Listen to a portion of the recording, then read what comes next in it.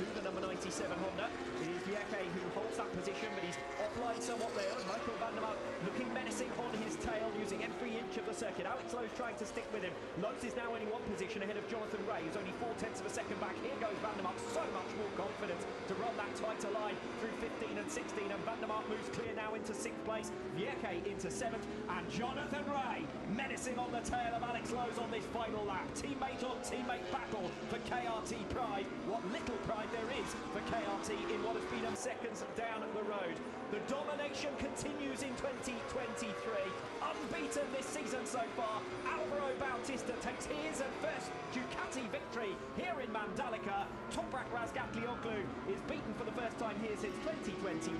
Andrea Locatelli is home for third, another podium for him, and the race to the line between the two KRT men for 9th. Mottle Indonesian round getting underway. A little bit of lift off the line from Alvaro Bautista, but he's going to pull immediately alongside Andrea Locatelli, and one for a rocket ship getaway from Axel Bassani as well. Toprak Razgatlıoğlu defends the line. That allows Bassani to slip between the two. Down goes Michael Ruben Rinaldi from 4th position in the early stages. Rinaldi with a heavy spill into turn 1. Devastation for him. He had a disastrous race 1 in Phillip Island last time out, and race 1's going to end in disaster here in Mandalika as well. Promoted up into 4th position now is Danilo Petrucci, so that's a great start for him from 7th position on the grid. Jonathan Rea hasn't had the best of getaways. He's still down in 8th position, in fact make that 9th because Scott Redding has got through on him as well. So it's Razgatlıoğlu who leads, it's Bautista in 2nd, Bassani as aggressive as ever in the early stages, Danilo Petrucci in 4th position, and 3 Ducatis up there in the top 4 places. Andrea Locatelli mugged in the early running. Yeah, 3 up in the 4, and then you had Rinaldi in the midst of that as well. So off the line we saw once again just how good the Ducati is in that acceleration zone into turn 1. Bassani coming from 6th on the grid, almost into P2 at one stage, so that does give you a good indication of where that V4R is. Andrea Locatelli for only the 2nd time in his Superbike World Championship career, qualifying up on the front row of the grid, and for the 2nd time here in Mandalika as well. Unfortunately for him, he's robbed right from the off. He ends up down in 5th position under some pressure from Alex Lowe's as he also tries to hunt down Danilo Petrucci. A strong start from Petrucci on the number 9. The big story though of this opening lap has got to be that retirement for Michael Ruben Rinaldi, who stalks his way through the gravel trap in frustration. Super stuff from Xavi Vieira as well there on the number 97 on the Honda to come through from 13th on the grid up into the top 10 and 7th spot. Good effort from him on the 97. Benefiting from some of the chaos around him as well. Bulega getting up into 7th position. He's got Jonathan Rea right behind him now for 8th, and Rea almost alongside to try and make another pass early on. Yeah, Petrucci looks like he's bottlenecking all this group now as well, so Locatelli needs to make that progress pretty quickly on the 55 Yamaha. And as Danilo Petrucci holds back Andrea Locatelli, that's enabling Axel Bassani to escape away. 0.6 of a second is now the gap behind Bassani in those podium positions. Bassani though doesn't look to have the pace to go with Bautista, and Bautista, after a calm and cautious opening lap, is now starting to give some real chase to Toprak Razgatlıoğlu, your race leader. We're on board now with Bautista as they head towards turn number 10. Toprak's going to be good enough on the brakes through there, but Bautista could be set to menace down this 723-metre start-finish straight at the beginning of lap 3. Yeah, the most important corner on the track right now for Toprak is the last corner. Try and get your exit at that perfect to try and stretch out as much of a lead over Bautista as you can, but as it is right now, Alvaro doing a good job just to keep that pressure on. Bassani's coming into that as well. We know that Alvaro's out there on the X tyre, so he's got that softer rubber in this early stage. And Jonathan Rea now through on Xavi Vieira for 7th position. He'd already dispatched Scott Redding. A bit of a moment there in the background of the shots there for one of the BMWs as Jonathan Rea sits in 7th position, then Vieira behind him in 8th, then it's Scott Redding in 9th position, and Garrett Gerloff rounding out your top 10 as things stand. And we see on to the start-finish straight then at the beginning of lap number 3. Razgatlıoğlu with Bautista almost alongside him already. Thankfully for Toprak, it's the heaviest braking zone on the circuit at the end of that start-finish straight, and that allows him to hold on at the head of the field. Yeah, and he has to do this for 21 laps as well, don't forget, because Alvaro is going to get opportunities to get alongside Toprak, and that's where Toprak on the 54 out in front has to be perfect all the time. Alvaro only needs to make the move once. Well, Toprak might appreciate it here if Axel Bassani shakes things up with Alvaro Bautista. That might give him a little bit more breathing room, and we know Bassani's never shy of trying to make an overtaking manoeuvre if the opportunity presents itself. Toprak needs his teammate Locatelli in P5 to make the move on Petrucci. Last time around it was Lockett that was the fastest rider in the group, so he needs to come through and then see if he's able to offer some sort of support to his teammate. Petrucci putting in a strong ride though as well in 4th position. He's bridged the gap now. Remember, it was up at something like 0.8 of a second, and he's now narrowed it to Axel Bassani. So these riders are going in a train.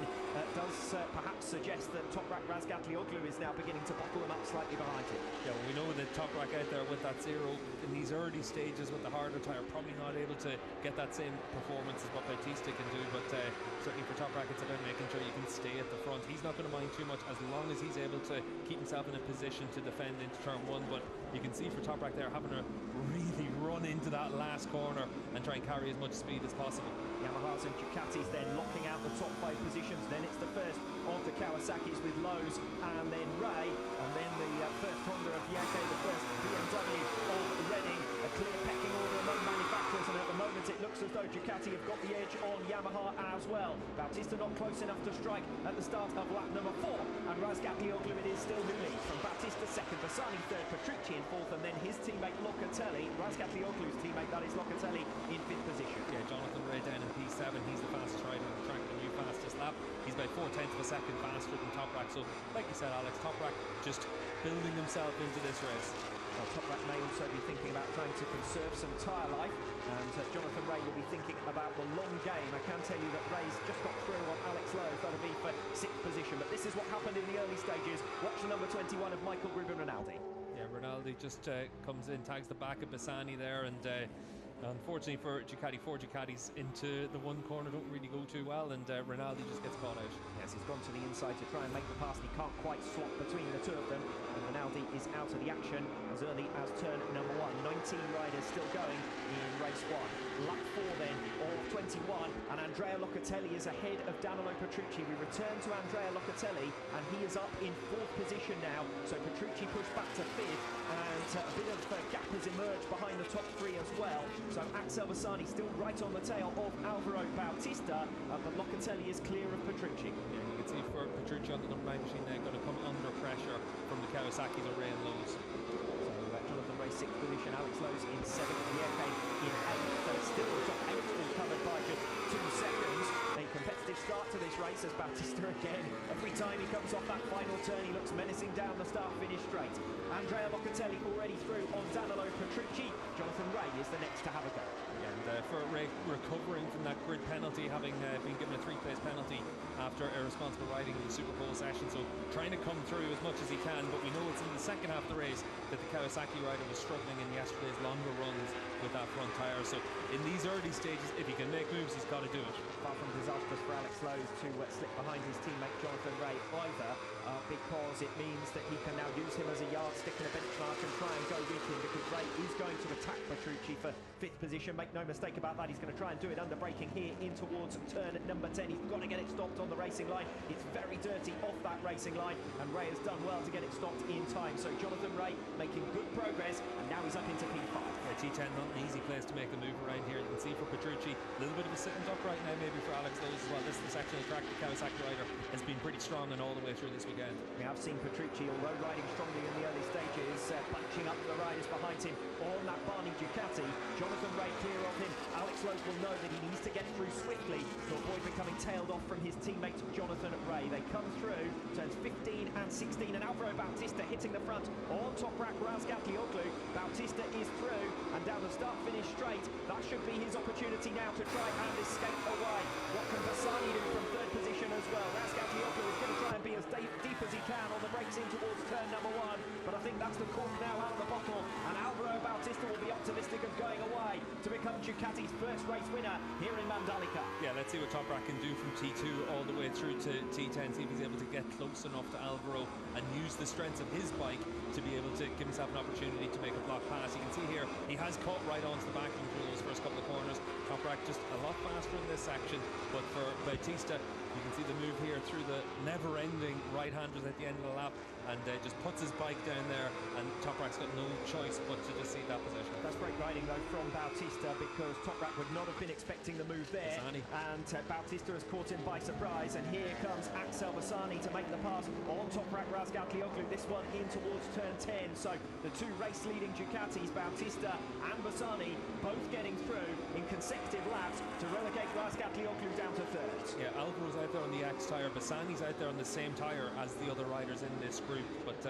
for Toprak, he can't afford to have Bassani in front of him. He can't give Bautista that edge. And this is what I was talking about previously in terms of that pecking order among the manufacturers, because you've got Ducati's 1 and 2, Bautista and Bassani. You've got Yamaha's 3 and 4, Razgatlıoğlu and Locatelli, and Kawasaki's 5 and 6, Ray and Lowe's. Petrucci has slipped now behind Alex Lowe's and down into 7th place. Yeah, at the back of the group, Xavi Vierge able to use that Honda with the X tyre, so himself and Bautista top and tail in this group with the softest tyre, and Xavi doing a good job to run in P8 with that tyre. Yeah, Scott Redding and Michael van der Mark somewhat tailed off now, 1.5 seconds down further back.